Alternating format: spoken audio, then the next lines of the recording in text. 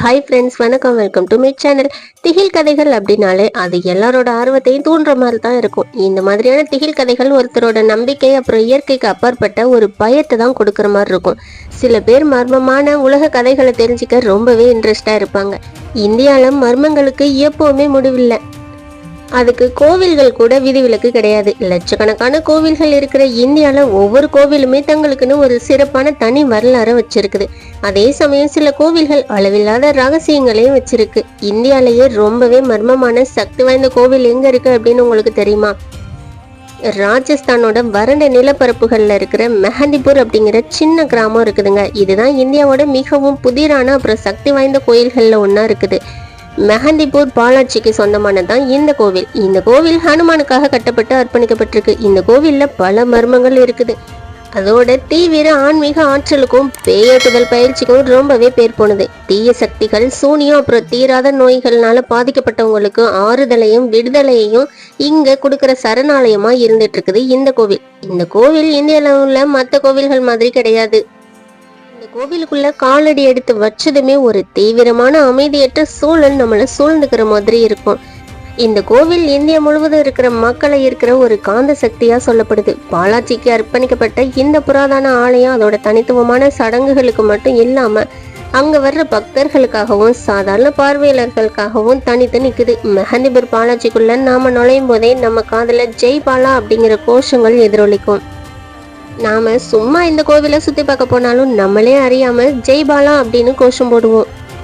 மெஹந்திபூர் பாலாஜிக்கு வர்றவங்க அனுமனோட ஆசீர்வாதத்தை தேடிதான் வர்றாங்க. பல்வேறு தனிப்பட்ட போராட்டங்கள், பிரச்சனைகள் அப்புறம் வியாதிகளுக்கு ஆதாரமா இருக்கிற இரண்டு ஆவிகள் கிட்ட இருந்து தனி மனிதர்களை சுத்தப்படுத்துற திறன் கொண்ட தெய்வீக சக்தி இந்த ஆலயத்துக்கு இருக்கிறதா சொல்லப்படுது.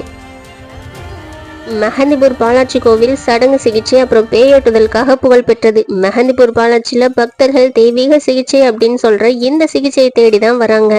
இது தீய ஆவிகள்னால பிடிக்கப்பட்டவங்க இல்லைன்னா பாதிக்கப்பட்டவங்களை குணப்படுத்துறதா மக்களால நம்பப்படுது. பாலாஜி பகவான் தன்னோட அனுமன் அவதாரத்துல தனிப்பட்ட முறையில தன்னோட பக்தர்களை தீய சக்திகள் கிட்ட இருந்து காப்பாத்துறாரு. இந்த சடங்குகள் தெய்வத்தின் தெய்வீக சக்தியை உறிஞ்சவும் அவங்கள துன்பங்கள்ல இருந்து தங்களை விடுவித்துக் கொள்ளவும் பாதிக்கப்பட்டவர்களுக்கான வழிமுறைகளோட பிரசாதம் அப்புறம் மந்திரங்கள் உச்சரிப்பதையும் இந்த பிரார்த்தனை உள்ளடக்கி இருக்குது. இந்த நடைமுறைகளின் செயல்திறனை சந்தேகிப்பவர்கள் தொடர்ந்து இருந்தாலுமே இதை நம்புறவங்களோட எண்ணிக்கை தொடர்ந்து அதிகரிச்சுக்கிட்டு தான் வருது. கோவில்ல பேயட்டும் போது பாதிக்கப்பட்டவங்களை இரும்பு சங்கிலிகள்னால கட்டி வச்சிருப்பாங்க. இந்த சங்கிலிகள் தீய ஆவிகள் பிடிக்கப்பட்டதான் நம்பப்படுறவங்களை தடுக்கிறதுக்காகவும் சடங்குகள் அப்போ அவங்களோட பாதுகாப்பையும் மற்றவங்களோட பாதுகாப்பையும் உறுதிப்படுத்துறதுக்காகவும் தான் இருக்குது. பண்டிதர்கள் பாதிக்கப்பட்ட மனுஷங்க மேல மந்திரத்தை உச்சரிக்கிறது அப்புறம் பாலாஜி சிலையில இருந்து பாயிர புனித நீரை அவங்க மேல தெளிச்சுதான் அவங்களுக்கு சடங்கு செய்வாங்க.